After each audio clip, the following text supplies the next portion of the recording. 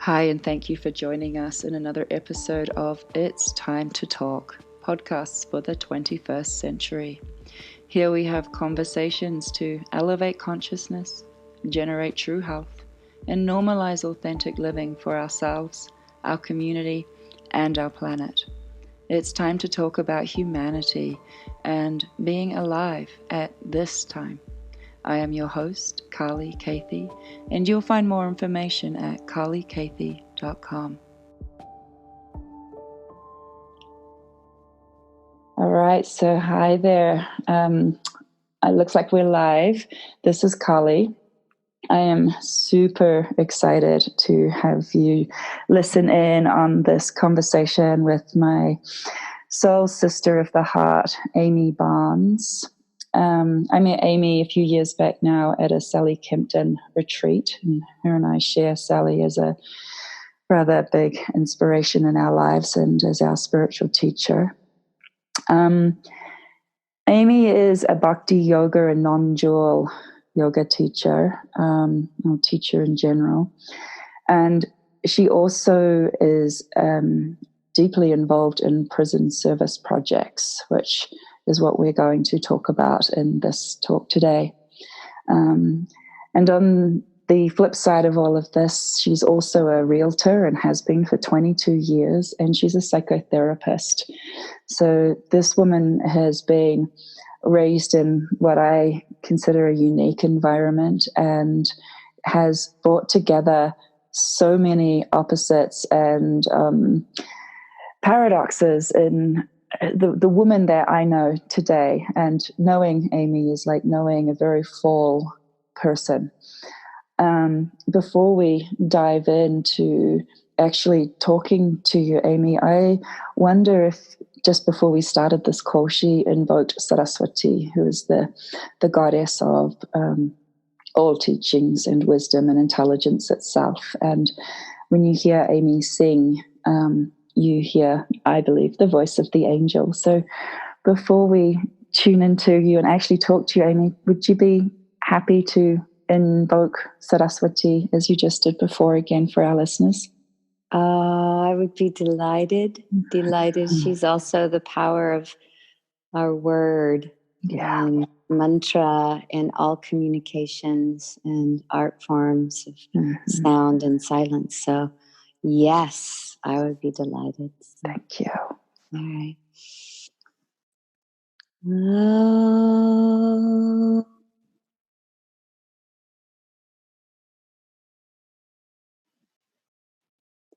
Saraswati Namastubhyam Varade Kamarupini Vidya Rambam Karishyami Siddhir Bhavantu Me Sada.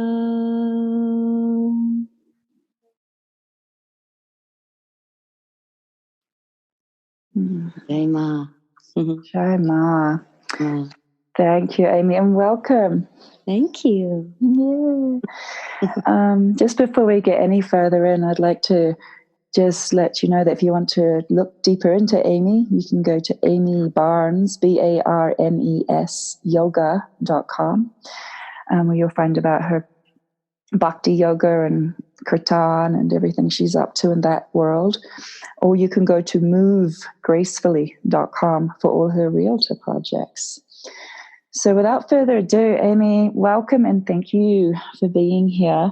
I would love to dive in by just having you describe a little more to our listeners about the yoga that you teach, and then the prison service projects and the realtor, the psychotherapist, just a nutshell version on how you reconcile this breadth of vocational arousal that you have in the world today.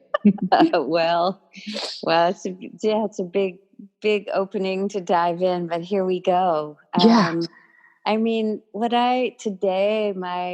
my devotion, my deepest practice is really Bhakti Yoga and non-dual Tantra practice, deity practices. I started Hatha Yoga practice with my beloved teacher, June LaSalvia, back in 1977, 8. I was, 14-ish years old.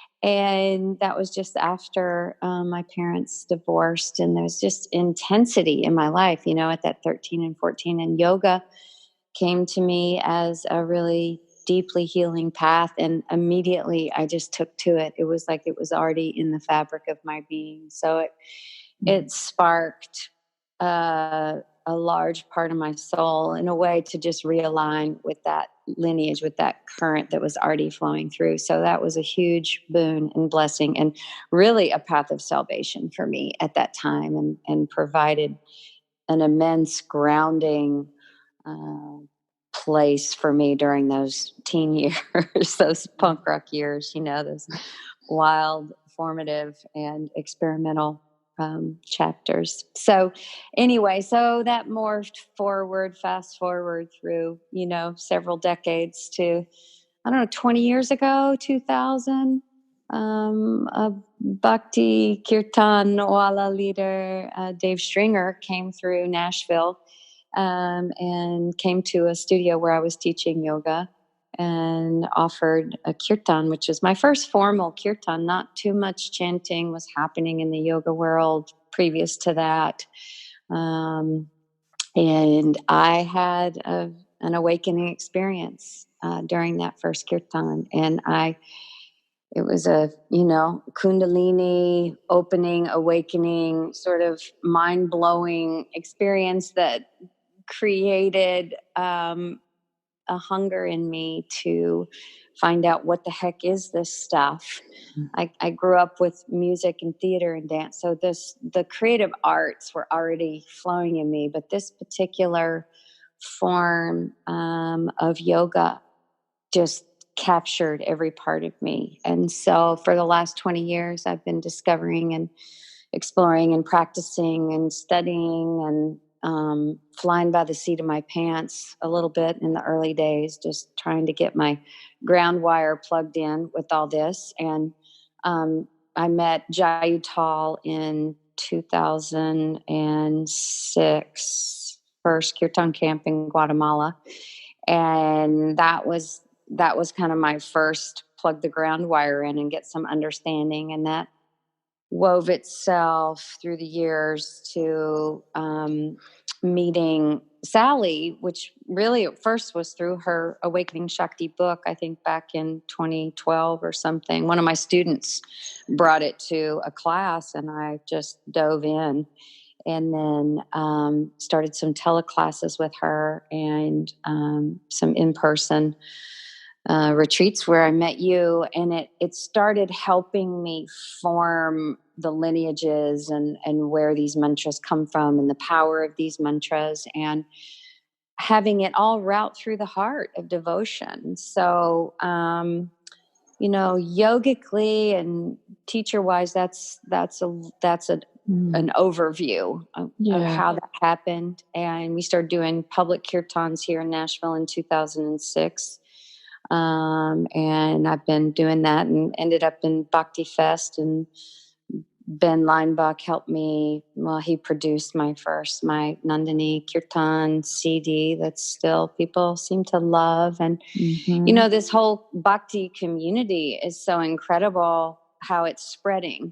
It's like in the early days, the Hatha Yoga took a while. I mean, back in the late 70s when we were practicing yoga here, we were deemed devil worshippers, and it was just unheard of. It was still so in the occult zone, and that's how Bhakti Kirtan has been too. Is it's predominantly a Christian, even fundamental Christian down here in the buckle of the Bible Belt. We're just not just the Bible Belt down here. We're the buckle. Have you heard that?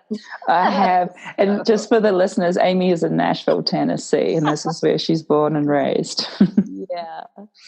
So, morphing into seva and service. And is that a good place for me to go from here? Or? Yeah, I'd love for you to morph into your parents and how that was quite a huge influence, and that segued you into the prison service projects. Yes. So my father, the Reverend William Lewis Barnes, Brother Bill, as they called him, another Nashville native, grew up in deep poverty and had kind of sick parents and but he had a fire in his heart, and he came here with a mission, and he became major player in the civil rights movement here in Nashville.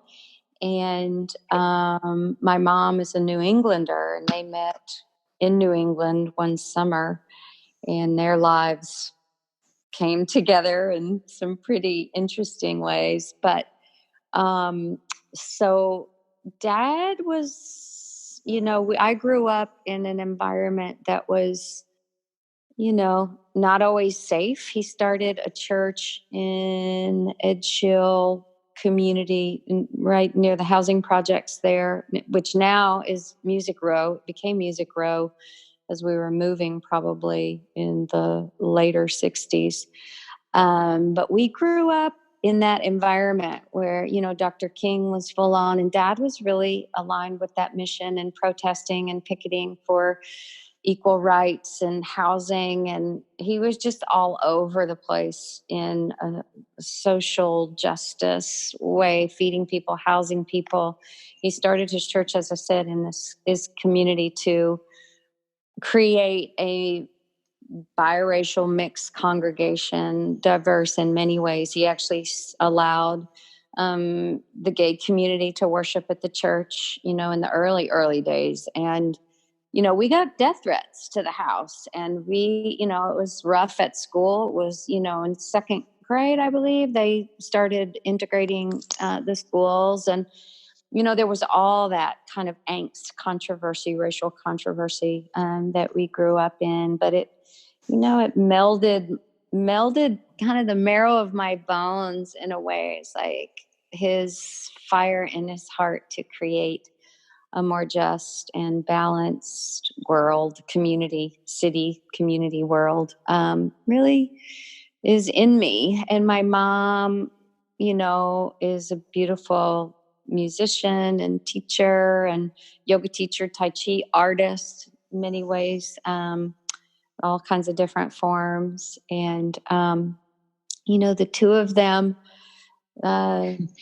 did some beautiful things for a while until they split, and then they, had their own blossoming lives. And we, as kids, were finding our way through all that. So, it was, I think I got a gene from both of them, that guides me toward deep inner healing, the yogi, as well as moving that energy into the world in bigger ways. So my mother was introduced into Riverbend Maximum Security Institution, I don't know, 15 years ago, by a meditation teacher. So she came in as a yoga teacher and has gone in every week, volunteered, and taught yoga to these guys. And just, really planted deep seeds of change in these guys' lives. And she invited me. There was a particular woman chaplain named Jeannie Alexander, who is now one of my dearest beloved friends, an abolitionist. She was the chaplain when I finally, it took me a year to get my volunteer badge, but that happened, started going in the January of 2013. And she was so open and so radical to be there inside our prison system, that when we first went in, she got me and my full band and 6 members of my community. We went in as a force. So we went in as like 12 people. And 40 something guys were in that little chapel that first kirtan, and I had no idea what to expect. And we rose the roof off of that place, and these guys sang their hearts out. And I was, describing, Ganesh and just light ways, I didn't want to go too much into the details of description, but the energy in that room was it was a miracle. And so that was the beginning. And of course, since then, there have been many incarnations. When she resigned later that year. And so when that happened, I could not only not bring anybody else in, I couldn't even bring a guitar in. So the guys would scare up an old beater guitar for me, and we would have kirtan, we would have music. We would, I'd start with, Down to the River, Amazing Grace, Swing Low, Sweet Chariot, Woke Up This Morning with My Mind on Freedom. All these songs that, I sung in my church, Edgehill United Methodist Church growing up, Daddy's church.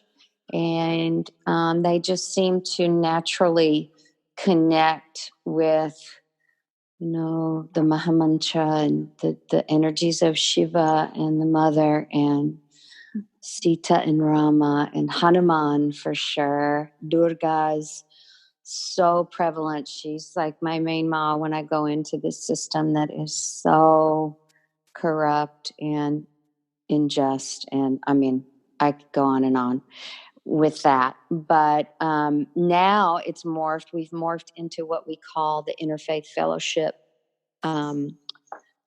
service that happens once a month. We were going in 4 Fridays a month, and then we had 3 new chaplains since then. And this last one cut us back to 1 Friday a month. But I go in with 2 other women, and we declare it a worship service so we can at least keep it on the docket. And it's a beautiful circle of men, mostly African American, but we do have Latino and Caucasian, and it is a diverse, we always sit in a circle, diverse group. And I still provide the music and some prayers and meditations. And my 2 cohorts and dear friends, Anne and Marguerite, add their, themes on the service. And it's just stories and sharings. It's a cooperative service. It's not, someone's not up there preaching. It's a collaborative with a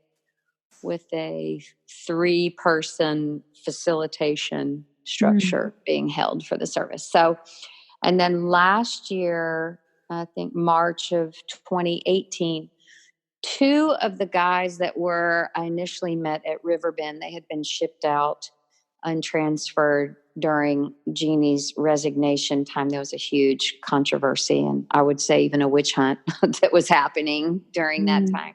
And a lot of the guys that were in her service got shipped out to different prisons, and they got shipped to a private prison called South Central, and it's in Clifton, Tennessee. So 2 of those guys requested that I bring music and kirtan and Bhakti Yoga into their special needs pod of incarcerated men. It's about 2 hours from where I live each way. So I've been going there with my beloved Bhakti brother, Gayatri Das, who is an amazing musician and drummer and one of my best friends. And he's just got an incredible Bhakti heart. And so the 2 of us go there probably every 4 to 6 weeks. And that program is called, it's basically yoga / music therapy program. So we do an hour of pranayama, breathing, hatha yoga, asana, meditation. And then the second hour, 12 more guys. So we're limited to 12 guys in that program. And then 12 more can come in for the music because we're sitting. We don't have mats out. We have about 25 total in the music therapy. And we teach them about mantra. And we, again, incorporate some of these traditional, timeless, spiritual songs that most of them can connect with, and morph that into mantra singing, in the call and response manner. And I get to hand out percussion, and, it's just, it always just amazes me beyond any thought that I could think of the joy and the miracle and the love that rises and is transmitted in that space. Just watching the way the guys come in. And in this particular pod, they're probably all medicated. We don't know what there's no time to take personal inventories on the guy's physical ailments, but we just go slow and gentle. And of course, love is always doing the work. Shakti's always doing her thing. And I'm just so humbled and privileged to, be able to transmit that which wants to come in and, just seeing the guys, remembering their names, calling their name. You see this light come out of their eyes that somebody has remembered their name and sees them. And those are the moments that keep me coming back. And I actually at this moment have to actually mention that program we are supported by the Call and Response Foundation out of Vermont. Jen Canfield is an amazing devotee of this work, of prison work, of yoga and kirtan in the prison system. So she, Call and Response, gives us a stipend for that program. And they're actually this weekend, they're having a service retreat up there. She invited me to, but I'm going to Riverbend tonight, so I couldn't miss that. But we're brainstorming and heartstorming about how to grow prison saver projects through her nonprofit, because they are spreading around America. Jaital, I know, goes into San Quentin. There's a man named James Fox who has a nonprofit called the Prison Yoga Project, and he's training yoga teachers to do specifically trauma-based yoga, because the prison systems are a unique environment and situations. It's, they are our houses of modern day slavery. And there's actually, if people are interested in learning more about what happens on the inside, one of the residents, inmates, as they're called, we call them residents, or insiders is our PC term. His name is Tony Vick, and he has written an incredible account and a beautiful book called From the Inside of a Prison Cell. Inside of a Prison Cell. I don't know if I'm quoting that exactly right, but Amazon carries that book, and it's an incredible window in, if you really are interested in having a felt sense of some of what happens on the inside. Get that book. He's a beautiful writer. He was a yoga student of my mother's for, I don't know, all the years before he got shipped out. He also got shipped from Riverbend to South Central. He writes a blog, and he sadly is not in the pod that I work with, so he does not get to come to our program. We're actually heading there this coming Thursday. So it really, that work is a deep calling. You don't go, oh yeah, that's what I wanted to do when I grew up. Right. And my father, I just have to pull him back in.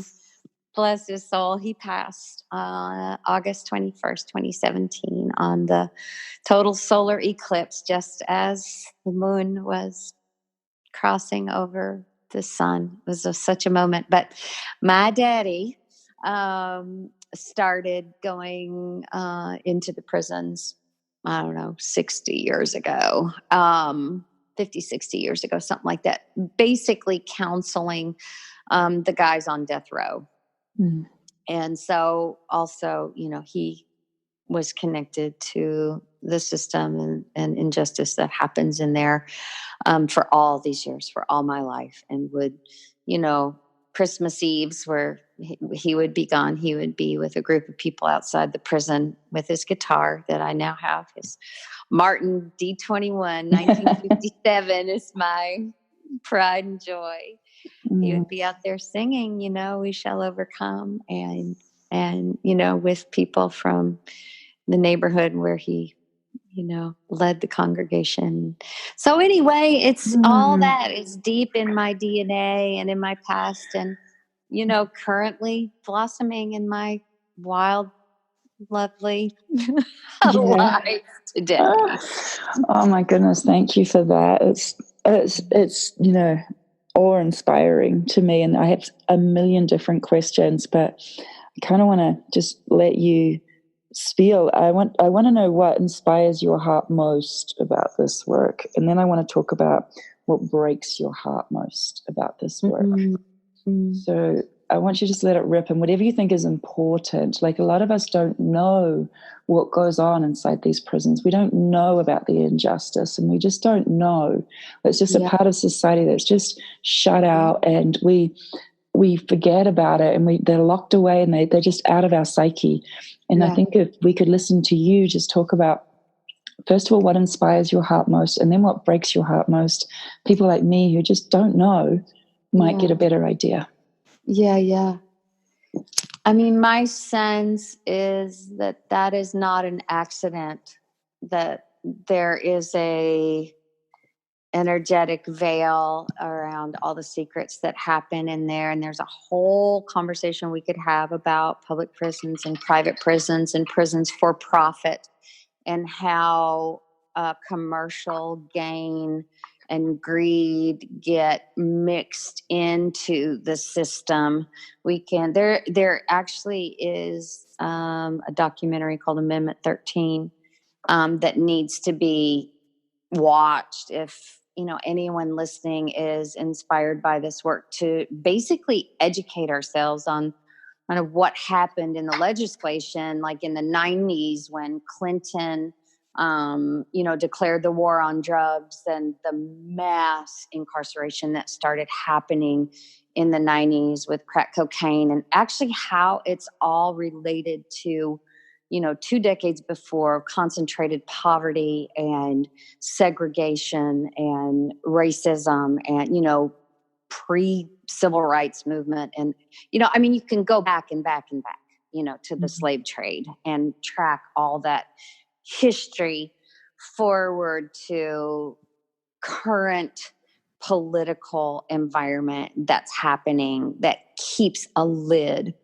on what's happening in there, especially in the for-profit prisons, but in all these prisons. So when you start going inside, what happens is that veil gets thinner and thinner and thinner. And so, what inspires my heart about going in and continuing to deepen in this work and practice and service is the bringing in and the taking out, like coming in, planting seeds, having an experience. And just the experience on the inside is so incredibly humbling and reciprocal. Like, in the very beginning, you think you're bringing this great thing into guys that are suffering and need it so much, and da-da-da.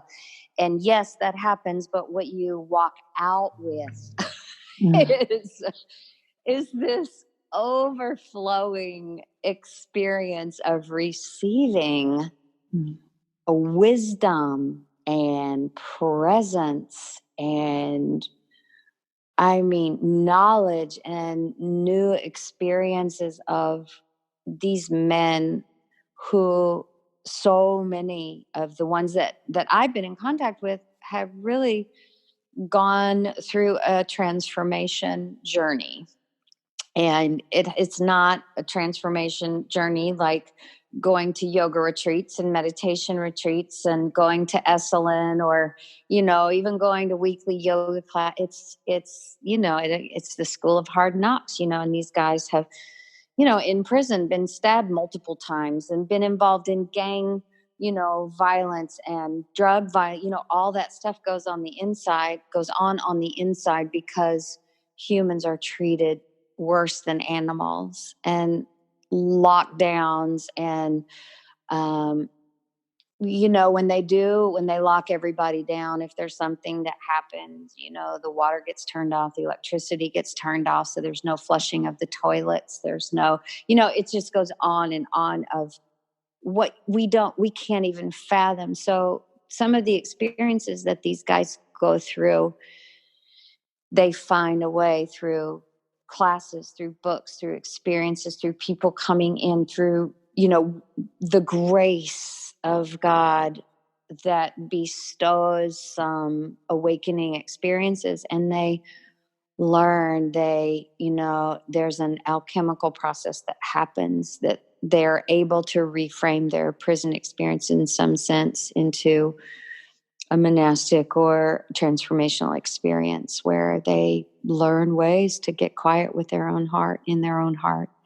And then they have this, so many of them have this sense of peace that they share with you, and from their stories and from unfathomable experiences that we who live on the outside have never experienced. And so there's this incredible reciprocal exchange of wisdom and love and learning. And, we get to bring stories and experiences from the outside in, and then they share their stories and experiences from the inside out. And, so many now have been doing it for some time. So many of the guys, some of them that were on the inside, say at Riverbend, are now on the outside. So we also have a thriving community on the outside. And we're not completely organized. Like, we don't have a monthly or a weekly thing, but we have gatherings and we stay in touch. And I have lunches with the guys and we stay in touch and text. And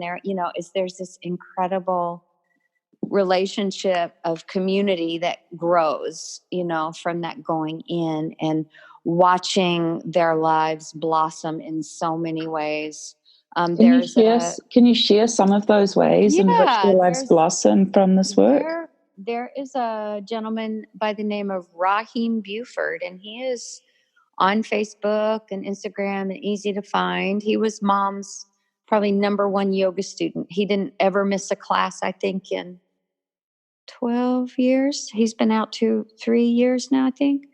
He started a nonprofit called Unheard Voices, and he's connected with my friend Jeannie, who is a chaplain. So she's formed a nonprofit called No Exceptions. And so she's also an attorney, and she's working to get some legislation changed that I think in 1991, during Clinton's term, I believe this is right, Tennessee law changed from, if you got a life sentence, you could get parole within 25 years, and it changed from 25 to 51. So parole wasn't even possible before, that 51 year, it was just an insane piece of legislation. So she's been working diligently to get that changed. I think she's had some really recent successes, but she works closely with Raheem. Now, Raheem's nonprofit called Unheard Voices works with juveniles mostly. So he goes into the juvenile system and works with the younger population. Some of those kids are in the system not based on crimes, but based on lack of parental presence or safe home environment, or it just starts so early in those neighborhoods and environments where you have concentrated poverty. So Raheem he's one of our heroes out here. He's well spoken. He's they sit on panels and do talks, and he travels, and I think he's about to graduate with his bachelor's degree, and he's going to go to law school. And, another dear friend of mine, Greg Sane, who, he got a job at our local organic grocery store, Turnip Truck, and he works in the juice bar, and he's like sunshine coming out of his eyes every day. You walk in there, and he has so much light pouring out of him, and he touches so many people's lives. And, people don't know his story. He was incarcerated for 12 years for less than a gram of cocaine and for possession. And he didn't even receive money, possession and reset. When I go to parole hearings as well, and you don't ask the guys their stories when you go in. You're not allowed as a volunteer to do that. So plus it just keeps any tendency for judgment to come in. So, you go in, and these are human beings that we're here to be with and listen to and learn from and share with. And so he's another, some of them have just humble jobs, like working in a sandwich shop or whatever, but you talk to them, you go up, and there is a presence that comes out, and this genuine humility, and they know they're doing God's work, just sweeping the floor. It's just, anything from that to the Rahims who are, working more on a larger communal and global scale to make change, So those are just, Thank you. Oh, I love it. Can you segue from there into what really breaks your heart about this work? Yeah. Well, there's one friend, incarcerated man. His name is Cyrus Wilson. And he's, I guess, in his early 40s now. And he has been incarcerated for almost 27 years. And he is innocent. He grew up in the Edgehill neighborhood where my dad started his church and grew up in that concentrated poverty zone. And he was convicted of murder based on two young, scared people's testimony. And in the meantime, they've recanted their testimonies, and there's zero physical evidence to prove his guilt. And so, but this young, beautiful man who's a writer, and he has so many gifts. He's well spoken and We just had a huge parole hearing for him a couple of weeks ago. That breaks my heart. His wife of 5 years, they got married. I guess she was probably a volunteer, and they met on the inside. But that he is not an isolated case. There are so many cases of innocent men and women. I mean, just from my personal work, it's only been in the men's prisons, but this of course goes across the board to our whole system. And the way the system is so slanted, and the way these young people are pushed towards taking a plea, and they're terrified as 17-year-olds in this room where they're being interrogated. And so a lot of these people have taken pleas, even though they're innocent. And you watch this documentary, Amendment 13, and you'll see personal accounts of some of these people. A young boy in the documentary ends up hanging himself because he won't take a plea because he's innocent, and he gets abused by guards, and it's just like, how can that little tiny sprout bud in the spring press through the earth against all pressure of gravity and blossom into this little tender thing that grows into, it's just like the miracle of how does life happen, and freedom happen. And I mean, really the laws have got to change. And, there's a man on death row here in Nashville, Don Johnson, right now, who his execution date is, I believe it's May 23rd. And he has been on death row for decades now. And he is an ordained minister. His life has completely changed. He is ministering people on death. He's this, and he's scheduled to be executed on, at the end of this month, and writing letters and making calls.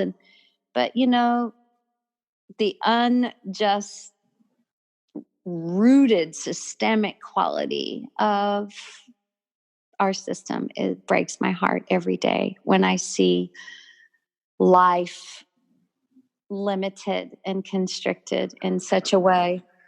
Sorry, that was a workman coming in. But, that kind of thing, innocence and young life being taken. And how old is this man on death row that's being executed at the end of the month?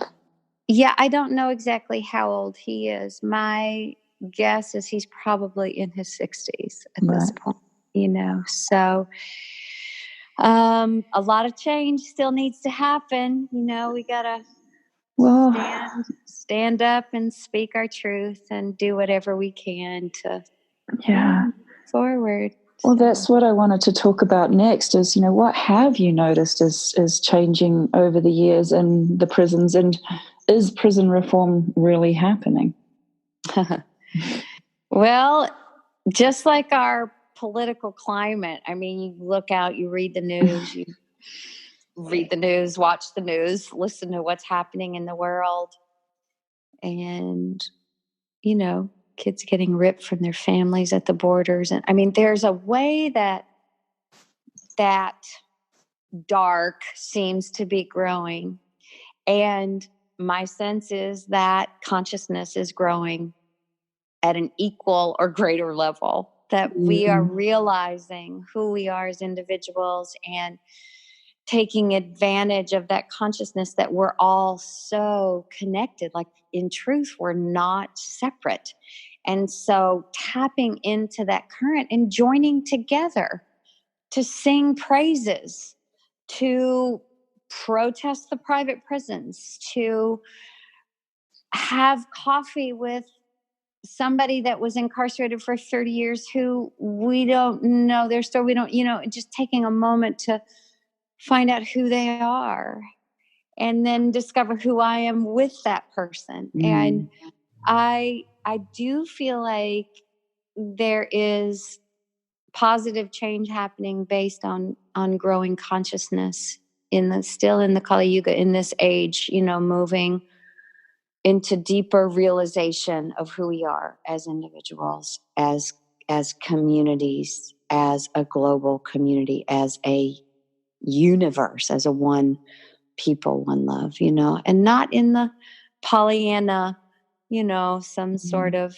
spiritually bypassing way, but in a visceral, embodied way, that we are joining together and realizing, the whole inside outside concept, as being these separate things.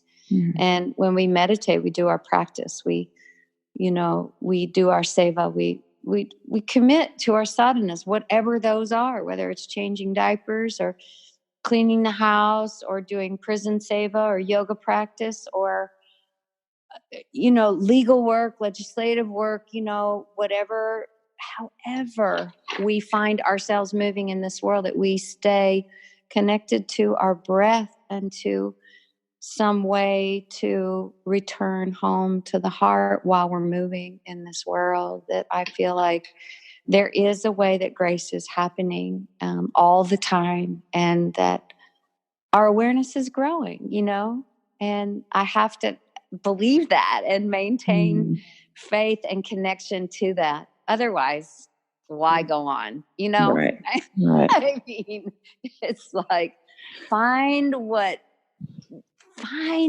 feeds your heart, follow your desire into life, and realize that the outside is not different from the inside, that the inside, as the source, as our home, as our home, is the place that we have to return to over and over again to continue to flow in grace in our lives, where we're actually being carried through our day in our work, to realize that, rather than just hitting that burnout place where we're trying to do good, or, borderlining over into that martyrdom where we're just like, our adrenals are shot and we can't, we're just completely fatigued and we can't, so replenishing ourselves with whatever that level of self-care, self-love might be for us, and then allowing that to carry us into our day,